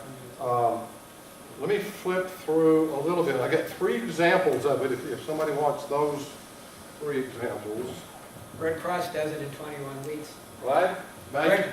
Yeah, where's the river? There it is. I had not seen the UCLA one. That sounds interesting. Red Cross has similar 21 weeks to prepare for an individual basis. Okay. So there are lots of those out there. But let's hear the rest of it. Here's the one. How do you make this thing fit?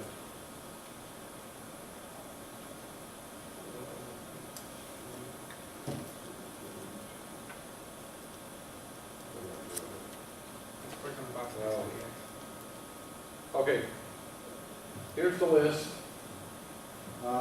Communications plan, we talked about that. And how you're going to communicate with your family if the phones don't work. Okay, that's number 1. Stocking water, February, March, stocking food, April. Evacuation plan, figure out how you would get out of town if everything is crunched on the freeway.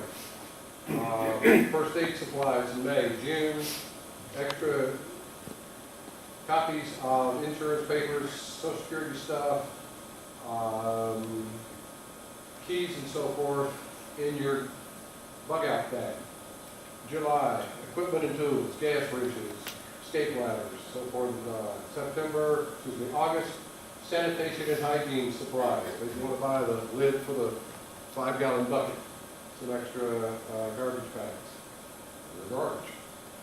And September, medicine kit, about a month's supply of your medicines.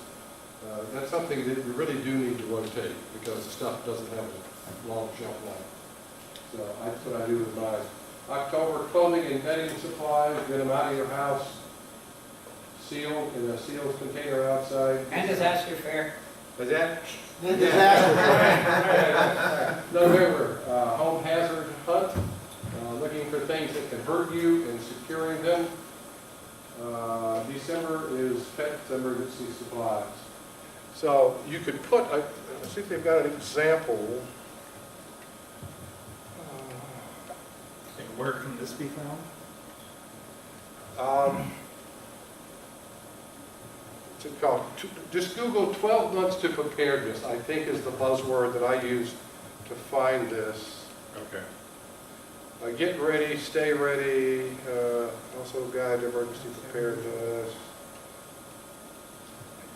What I was looking for that I found this was 12 months to preparedness. There may be other examples out there.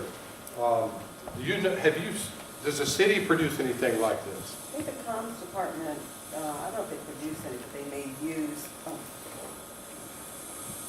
don't know if the city produces it. We have a communications department, and they push out a lot of this kinds of monthly preparedness messaging on social media accounts. So they may be referencing the same source that you're using.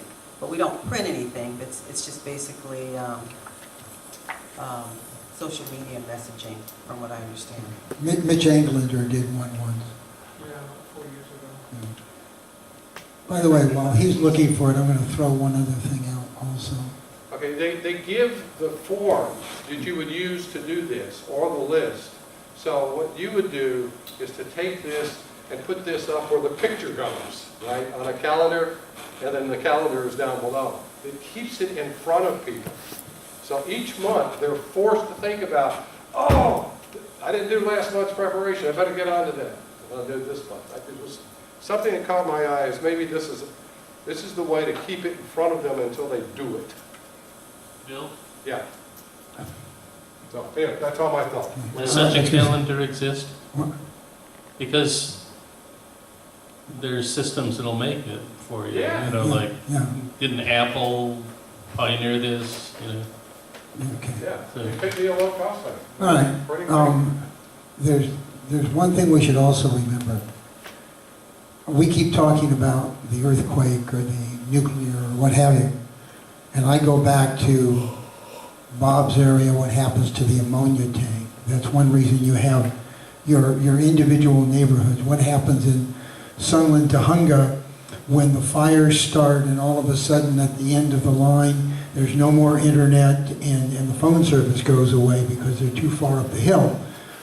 So along with all of what we're talking about, part of the reason for getting small neighborhood groups together is to handle the individual problems that can happen in any one area, so that they can work by themselves to start remediating things until officials get there. And that's one of the big things we've also got to talk about is, you know, I don't know what would happen in Tarzana. I guess some trees could fall down in high winds like they do. But other than that, there are areas of our city that have specific disaster problems. It's great to be prepared for the big one, which we all should, but we should also be prepared to handle the individual ones. And that's something else that we have to concentrate on. And that's one of the other reasons for getting the awareness of each neighborhood council. And I wouldn't expect 27,000 person neighborhood council to be one unit for preparedness. That was the old 5-step program. Now it's, you know, your block or 2 blocks, something like that, which is easier to handle. It's easier to keep people working on it because you know who it is. It's easier to get people to come to your house for a cup of coffee and talk about it and things of that nature. So that's one of the things we've got to look at. Okay. Bob, I made a note to myself. I'll contact the guy who's the head up of CERT that also does emergency preparedness talks, and maybe get them to advertise, as John said, not a case of coming to your individual neighborhood council, but you know, you get a community together and you have a place where a lot of people can come, and they will come and give you a lecture on emergency preparedness. It won't be a CERT class. how about something through Link and the regionals? Well, that would be the kind of thing, yeah, coming. The current Well, system is outrageous. well, you know, I'll have to talk to Chris Wynn, to Captain Wynn, and say, okay, how long do these take? You know, what materials do you hand out? how many people do you like to have at them? And we can find places to put them on. All over the city we can put them on. Well, what I'm talking about is maybe Pick up your microphone. Don't tap it. okay, we've been talking for a very long time about a replacement for CERT, a replacement for the CERT instructors. It sounds to me like CERT isn't really going anywhere, it's just decayed. No, And- that's not true. They are training, sir. They haven't got enough people to handle all of the requests.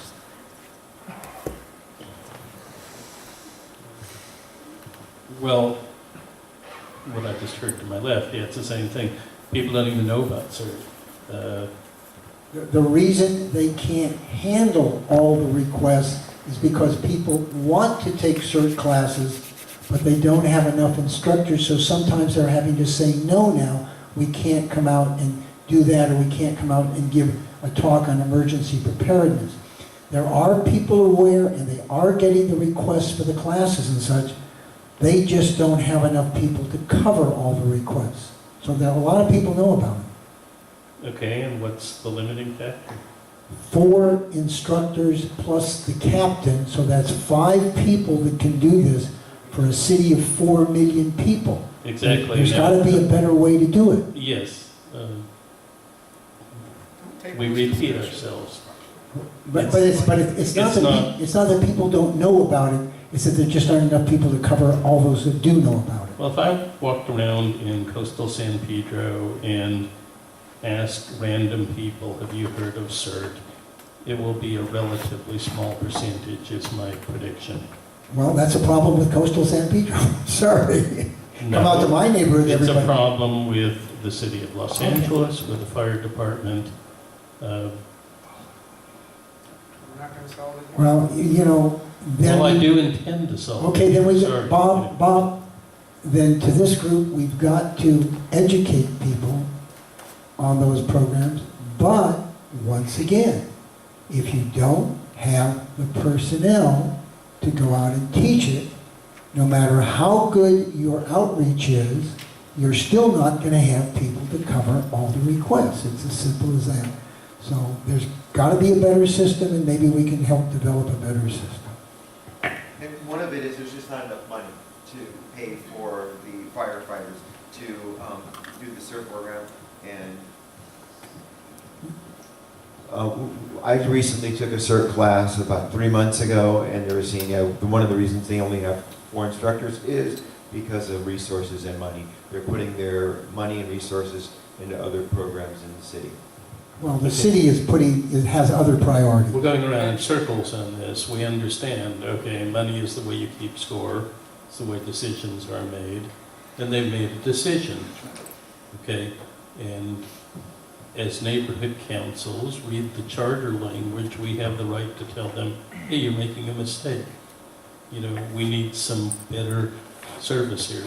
I think that we should have a discussion at the Congress in your breakout session there where we talk about politics and we talk about the power of neighborhood councils. You know, hey, I'll volunteer. Give me 3 minutes and I'll give that speech because that's obviously what's missing here. Well, Not to make Wait a a minute. circular argument, okay. but part of the problem with them having so few instructors is that they won't allow any lay instructors. They insist on using Well, firefighters. we're not going to get into the politics of that. And you know, that is something. And there's certain things that only the firefighters would do, and that's like it was pointed out, the live fire exercise. You're not going to have civilians do that because the fire department doesn't like people else playing with live fire. They don't do live fire anymore. They do it, not in the CERT classes, but they do it at the refresher training. Oh, okay. No fire extinguisher practices anymore? Only with the bullets. Oh, bummer. In any event, what the takeaway from this is, last month, this month, is we've now gotten a better idea of what's out there, what can happen, what we can talk about when we go to neighborhood councils. And we've got to start doing that. All of us have got to start going to neighborhood councils in our area, even our own ones, and saying, okay, here's what you need to do. Here are the resources for doing it. And it's all about awareness. The whole thing is about awareness. I mean, I'll give an example in my neighborhood, and this isn't disaster, tremendous number of burglaries. I mean, we were just getting ripped to shreds, okay? And now there are 1,800 people that are on one Facebook site. And these are invited people. These are people who have to say, hi, I live here and I want to be part of this. So there's 1,800 people who are on this one Facebook site, and they constantly keep watch, and they're constantly posting, and they're constantly calling non-emergency and 911. All right, so it can be done. So you could take those 1,800 people and you could break them down into small areas for emergency preparedness. You could utilize it. But if people have a realization of something, if it's publicized and advertised, I think we can really bring them together. The difficulty is our major disasters don't happen every week. So they get out of your memory, you know. There are people who around here who weren't even born. There's a lot of people who weren't even born for the '94 earthquake, okay? And you know, a good size of the population. So you've got to do something to remind people that this is going to happen. We don't know when, but it's going to happen. Something's going to happen, and that's going to be a big job. So I think that this has really been valuable. I think that we know where there's a resource if people want to spend it. We think there's a resource with the fire department if people want to be patient and wait for it to come. Maybe we can find some other resources. I don't know. Maybe our budget advocates are the way to go to get more money for the CERT program or for just plain emergency preparedness. We had a nice talk with Captain Wynn and came up with some ideas of how this could work and what would be needed, how many personnel, and that's what we've got to look at. I'll be happy to talk to the two heads of the budget advocates, and once this is fleshed out and say, here, this is something. We've had these talks by Bill Pope. We know what's going to come. We know what can be done. We know how people can help themselves. We know how people who want to serve the community can get out, cert trained, and do it. But we've got to have the resources. The volunteers can only do so much. We've got to have a real organization that gets out and promotes this, you know. Not just talks about it, but gets out and promotes it. So, what did I say? I think I said to the mayor at his house, the early warning system is wonderful, but what happened to the money for 4 employees that could actually handle emergency preparedness in the city of Los Angeles? Because the city attorney says volunteers can't do it. And the response wasn't the greatest, but I didn't give any warning I was going to ask the question either. But, you know, there's got to be awareness on everybody's part. And I've talked to them. Bill, you wanted to say something? Yeah, to put in my 2 cents worth is the following.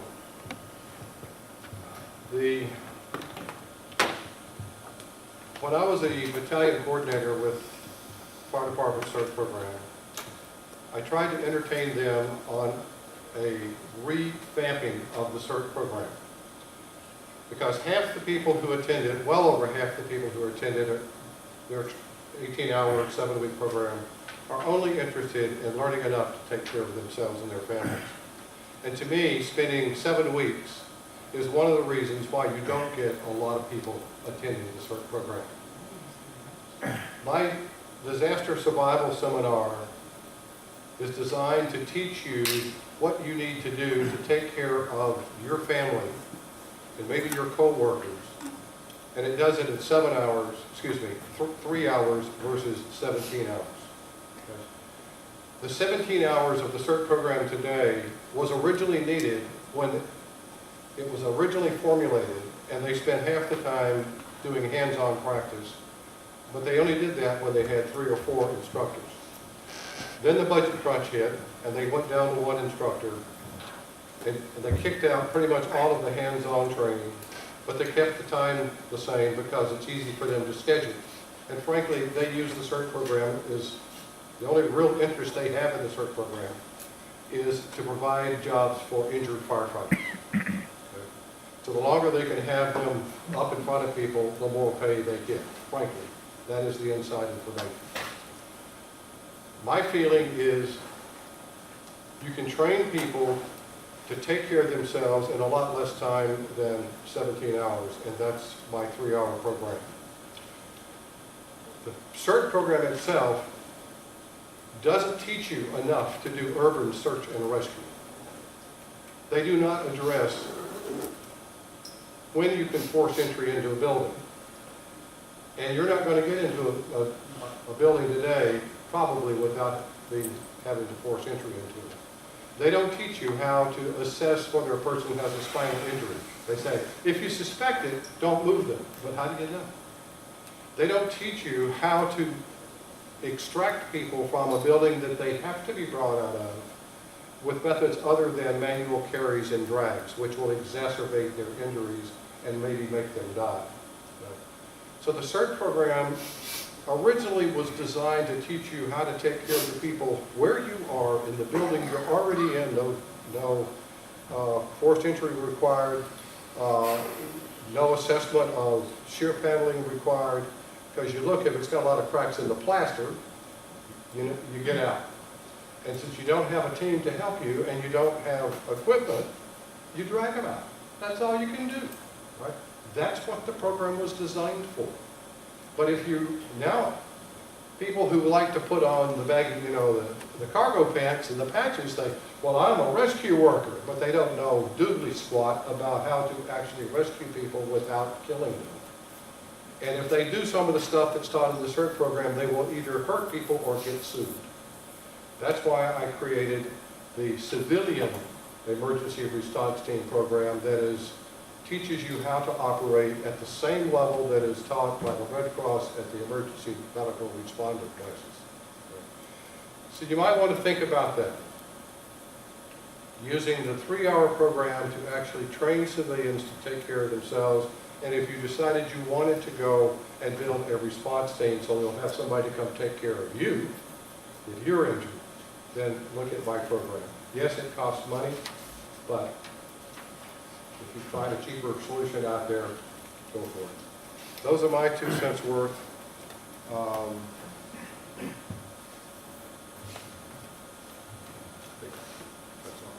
If anybody wanted copies, I got 2 left.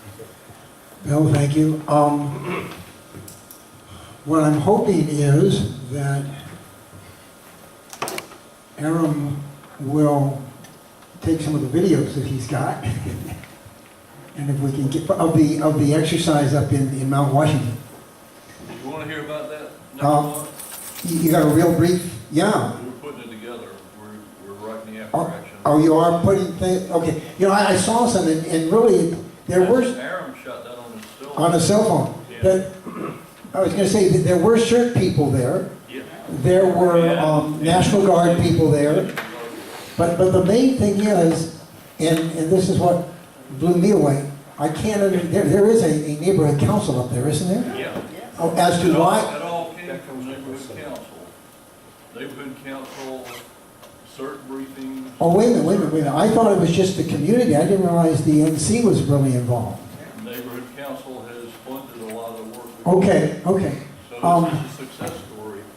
It reminded me of, remember we had the guys out from Topanga?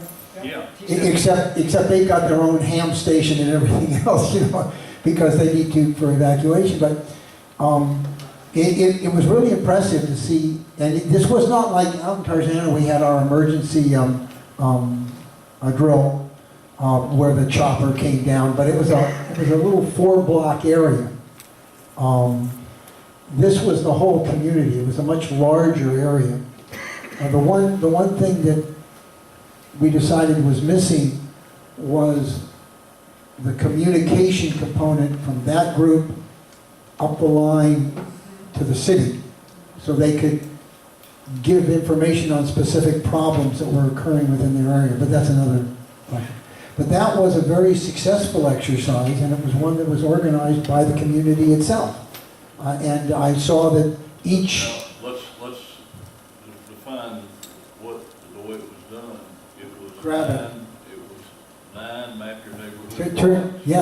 Turn it on. Yeah, I saw there were different groups, and each had their own sun shelter and things of that nature to set up. Nine map your neighborhood blocks that were done through the Red Cross Map Your Neighborhood program, and we added to that the CERT people within those blocks set up a CERT incident command system, and I think 5 adjoining neighborhood CERT teams came, and we orchestrated their participation, directed them to where there were casualties within the Map Your Neighborhood blocks, and then the State Military Reserve joined into that. So it was mass confusion, but it was a fantastic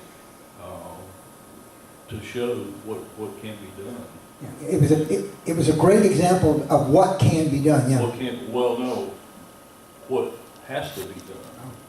You've got prepared neighborhoods, they need outside help, and if there is outside help available, how do you manage it within the CERT incident command system? So there's a hell of a lot of work that has to be done, but it was a magnificent first attempt. But what I saw was also the opportunity of those individual communities are joining one another, joining together. Yeah. When actually, something like Lucy Jones earthquake occurs, and there is no outside to call on. And that's what's that's what the EMD's new program, which is called Ready Your LA Neighborhood. I'm glad you remembered it. Yes, it's RILAN, and it's based on Map Your Neighborhood, the outreach parts of Map Your Neighborhood that are very successful. So When do you think that you got good videos? I know that Aaron took them with his cell phone. I'd like to get them up. Those are the kind of things that you could put up. I could probably convince the department to put up on the department's YouTube site, and people could look at it. we didn't make a lot of videos of that exercise because a Map Your Neighborhood exercise is not videoable because it's happening independently in 9 different blocks. What Aaron shot was, as we all got together for the debriefing, it was just everybody coming from the blocks. I saw some videos. The military coming through and the CERT teams coming through. I saw some videos Aaron did a of. great job. We didn't know he was doing it. Yeah, but I saw him. He's got videos of individual stations. Yeah. Yeah, so, this proves it can be done. And this is a group that had the awareness and everything to do it. So, It all came from neighborhood councils, and starting in 2014. and what was their participation? ASNC gave us an NPG, neighborhood purpose grant, to get some equipment and start the first couple of blocks. Well, then you must have had a 501. We do. Okay. So, yeah, neighborhood councils and a 501 helps. So, but we've got a recipe for you. It's a good success story, and it wasn't that hard. It's an interesting. That's happened since 2014. Okay. It was an interesting thing to watch and an interesting idea, and it proves that neighborhoods can organize and they can do it successfully. Now the question is, how do we give people a swift kick where it belongs to get them to realize, that this is something that you really, really got to do? Bob's got the right idea. Get 15 minutes a month, and what do you do with that 15 minutes? Because you can't tie people's time up much Yeah. more than that. So Well, that- a quick little overview of like, ready your LA neighborhood, a presentation on that, what that's involved. Just little things, but you have to keep it in front of people all the time, every month. What I keep thinking is somehow we've got to set up an ambassador type situation where, you know, it's one thing for me to go out and show up at my neighborhood councils because I'm a commissioner, you know, and somebody's been having a problem, so they usually call and say, hi, could you stop by? You know, or something like that. And it's another thing for you guys as individuals to say, hi, I'm going to go out and visit a neighborhood council and ask them to put me on the agenda to talk this up, because I'm not going to spend the 3 minutes at... We have a list. Huh? We have a list. We've got a list, we're going to do We it. did several. Oh, that's right, we did put it up on the board, didn't we? List of what? I think it's a list of people who said they'd go out and talk to neighborhood councils. I think I've got a picture of this. Okay. All right, Bob, I'll bug you for the list. I think, We have at least a dozen people. Okay. who've offered. all right, Any of you done it yet? all right. We got a couple of people. Sort of. I think we've got a cogent, coherent, standard, whatever you want to call it, spiel to give people. We've listened to Bill. We know some of the things that can happen. We've talked it up. And I think we're at a point where people can go and talk about why we need preparedness, what are the resources, and how to incentivize these people to start doing it. So I'll get that list from Bob. I'll send each person on that list. I'll find your email someplace. I'll send an email saying, here it is. Actually, I'm going to send out a group email saying, here we are. This is what we need. I need you to send me back an email saying I'll volunteer. That way we'll have both a name and an email and go from there. Bill? While we're speaking of volunteers, does anyone volunteer to help me finish filling out this evaluation or this tool comparison chart? Who wants Anybody to- like to take some of these documents and go through them? Okay, we'll pick them up. Y'all have my email address. It's billpope1@verizon.net. Yeah. If you pick up a document, or if you're familiar with the program, maybe you could do the, I'll fill it out for Mapper Neighborhood. Okay. For the new program that's coming up. okay. I'm going to send you a new form through Lynn that's better than the one that you got Friday. I made a few. My question is, we fill this out, and then what do we do? Oh, then I send it back out to everybody so you've got the information. What you do with it's up to you. At the bottom, you see the total scores, and you see that the three Bill Pope things have the high scores. Well, that's up to you, what you do with it. Right. I'm done. All right. Congress on the 9th. Disaster Preparedness Fair on October 7th. October 7th. Flyer's right over by. Yeah, there's the flyer. So that means that 1 month I will give up my ham radio breakfast. And the other month I will give up the lake and go to these. You don't which- give up the breakfast, you get lunch instead. Oh, okay. And who wants to sit around and talk to a bunch of ham radio operators anyway? By the way, that is something you can also talk about in these things. If you can, when you're breaking your neighborhoods down, and not every X number of blocks is going to have it, but somewhere within your area, your neighborhood council area, you should know who the ham radio operators are, and if you haven't got any, convince the people to get their licenses. Who are the cert trained people? And if you haven't got anybody, convince people to go out and get cert trained. Those are two very good things to have within your specific areas. I remember years ago we had somebody come out to talk to our neighborhood council. Have a good one. Thank you. It was from the cities. emergency, I guess it was from EMD. I didn't know about EMD at that time. And said, who here is your ham radio operators? And two of us raised our hands, and he says, get to know those people well. So, but I think that's where we are now, is getting out, and we've got the tools. We know what we can tell them that they can work with. If some of them want to use Bill's assets, they can do that. If others just want to get cert trained, they can do that. If they just want to self-educate, they can do that. But we've got to let them know that those tools are out there and that they should utilize. You know, Bob's idea of 15 minutes each month. If you hit a couple of neighborhood councils in your area and gave them that 15 minutes each month, they'd begin to remember it. I guess a question for Veronica. Does Ryland have reps that would be willing to go around to neighborhood councils? We're not at that point yet, but Ben? I'll talk to you. Yeah. I'm gonna talk. You've heard the Map Your Neighborhood presentation, so that's the fundamentals. You've heard that. Yeah, combine Jumpstart and Map Your Neighborhood, and you're getting there.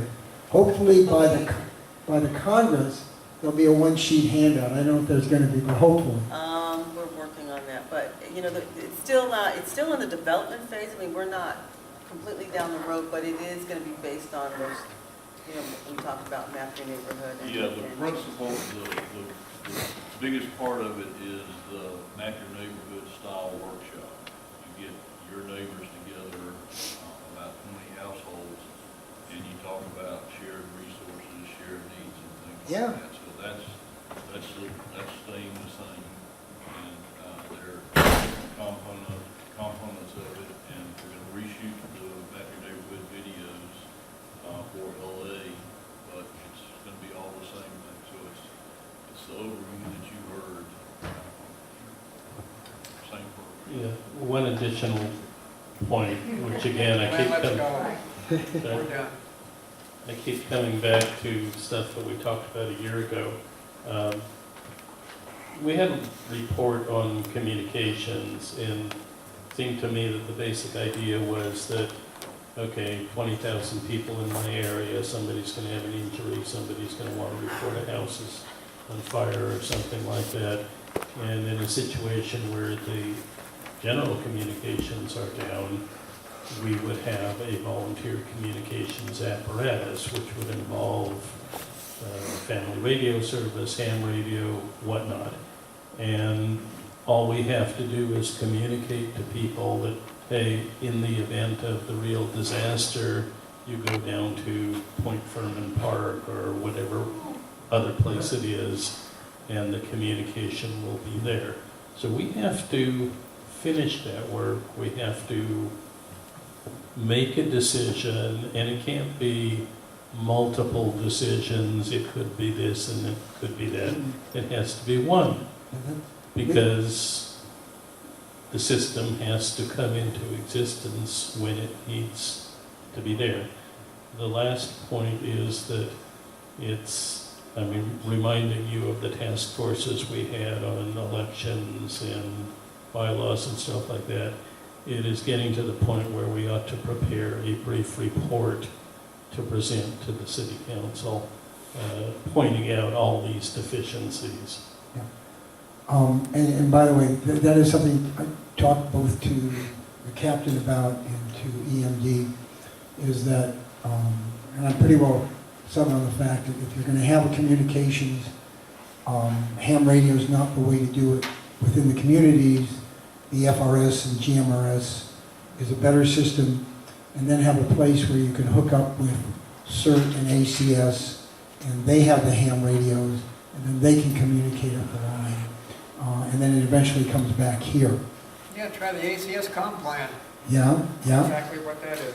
That's where it is. ACS/CERT comm plan. Yes, and that's what it is. Areas like Bel Air, Brentwood, maybe they could use ham radios because they got a real spread out area, okay? But they've got somebody up there that's really working with them and teaching them. But that would be the next thing that we need to really do, and maybe get some people in here to talk to us about it, and find a way to set up a real comm program. Thank you for giving up your Saturday morning. We'll see you in about a month, unless you're at the Congress, and we'll see you at the Congress. Okay.